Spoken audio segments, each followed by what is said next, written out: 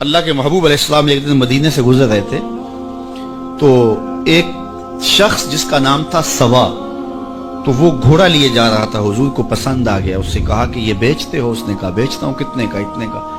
کہا کہ رکو میں اس کی قیمت لے کے آیا اور تمہیں دیتا ہوں۔ کسی نے اس کو رکے ہوئے دیکھا تو پوچھا یہاں کیوں کھڑے ہو؟ اس نے کہا مسلمانوں کے نبی سے اس گھوڑے کا سودا ہو گیا ہے، تو وہ قیمت لینے گئے۔ اس نے کہا مجھے زیادہ پیسوں سے دے دو، تو اس نے کہا میں تو یاد سودا کر چکا ہوں۔ اس نے کہا کہ کوئی گواہ تھا؟ کہا نہیں۔ کہا مکر جانا۔ اس کو پیسوں کی لالچ آ گئی، اس نے کہا ٹھیک ہے حضور، اتنے میں قیمت لے کے پہنچ گئے۔ تو اس نے کہا میں نے تو آپ سے سودا کوئی نہیں کیا۔ حضور نے کہا ابھی تو سودا ہوا ہے۔ وہ کہنے لگا میں نے سودا کوئی نہیں کیا۔ لوگ بھی اکٹھے ہونے لگے، ہجوم بن گیا۔ اب حضور کہے میں نے گھوڑا خریدا ہے، وہ کہے میں نے بیچا نہیں۔ اب جب لوگوں کا ہجوم بنا تو لوگوں کے ہجوم کا بھی ایک پریشر ہوتا ہے۔ تو اس نے کہا کہ اگر بات لوگوں پہ چلی گئی تو صادق بھی یہ ہیں، امین بھی یہ ہیں، تو لوگ تو انہیں سچا کہیں گے۔ اس نے کہا اچھا مجھے یہ بتائیں کہ جب دو آدمیوں کے مابین یوں نزاع بن جائے تو اس میں تصفیہ کی صورت کیا ہوتی ہے آپ کی شریعت میں؟ تو حضور نے فرمایا میری شریعت تو کہتی ہے کہ جو مدعی ہے وہ گواہ لائے، والیمین علی من انکر، جو انکار کرتا ہے وہ قسم دے دے۔ اس نے کہا پھر ٹھیک ہے، آپ کا دعویٰ ہے کہ آپ نے گھوڑا خریدا ہے تو پھر آپ گواہ دیں، اور اگر آپ کے پاس گواہ نہیں ہے تو پھر میں قسم دے دیتا ہوں۔ جھوٹ اس نے پہلے بول لیا تھا، قسم دینا اس کے لیے مشکل نہیں تھا، اس کو یہ بھی پتا تھا گواہ کوئی نہیں۔ تو اس نے کہا جناب آپ گواہ پیش کر دیں تو میں گھوڑا دے دیتا ہوں جس قیمت پہ آپ بتا رہے ہیں، اور اگر آپ کے پاس گواہ نہیں ہے تو پھر میں قسم دے دیتا ہوں۔ اب بھری بزم تھی، لوگوں کا ہجوم تھا، اور اس نے ایک ایسی بات کی۔ قبل اس سے کہ کچھ دیر گزرتی، حضرت حذیفہ بن یمان الانصاری رضی اللہ تعالیٰ عنہ آگے بڑھے اور کہا کہ گواہی مانگتا ہے؟ اس نے کہا جی میں گواہی مانگتا ہوں۔ تو کہا میں گواہی دیتا ہوں، جتنے میں حضور نے بتایا اتنے میں سودا ہوا ہے اور حضور نے گھوڑا خریدا ہے۔ اس نے کہا جی ٹھیک ہے میرا مطالبہ پورا ہو گیا، گواہی چاہیے تھی، درکار تھی، گواہی مل گئی۔ تو اس نے گھوڑا دے دیا اور قیمت اس نے لے لی۔ قیمت اس نے اپنی مرضی کی گھوڑے کے مطابق ہی لی تھی، وہ تو زیادہ پیسوں کے لالچ میں مکرا تھا۔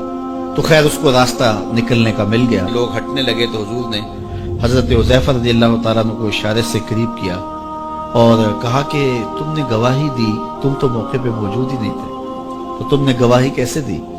تو حضرت حذیفہ رضی اللہ تعالیٰ عنہ نے کہا حضور گھوڑا کیا ہے، آپ کے کہنے پہ تو ہم نے رب کی گواہی دے دی، ہم نے رب کو دیکھا تھا، آپ نے کہا نہ ہے تو ہم نے مان لیا، تو یہ گھوڑا کیا ہوتا ہے؟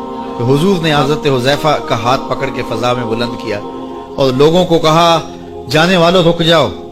لوگ ٹھہر گئے۔ کہا کسی عدالت کچہری میں گواہ کی ضرورت ہو تو میری شریعت 2 گواہ مانگتی ہے، لیکن جہاں میرا خزیمہ ہوگا، ہاں حذیفہ نہیں، خزیمہ بن ثابت انصاری رضی اللہ عنہ، جہاں میرا خزیمہ ہوگا وہاں ایک کی گواہی 2 کے قائم مقام ہوگا۔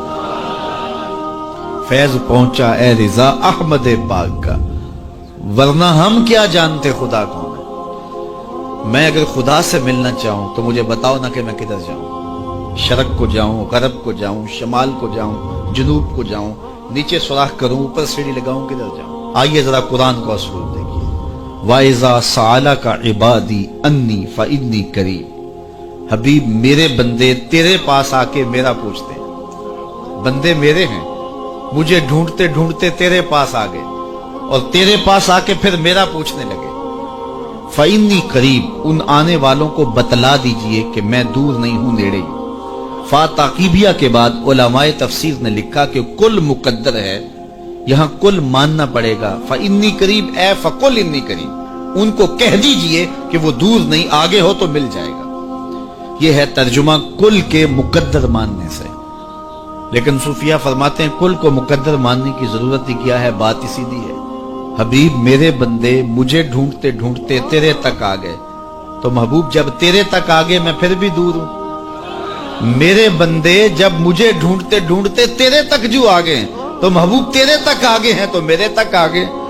یہ تیرے پاس آ کے پھر میرا پوچھ رہے ہیں، جو تیرے پاس آگے وہ میرے پاس آگے، کیونکہ تیرے تک پہنچنا ہی تو میرے تک پہنچنا ہے۔ تو کہا اگر خدا تک پہنچنا ہے تو مصطفیٰ تک جانا ہوگا، بس یہی راستہ خدا تک پہنچتا ہے۔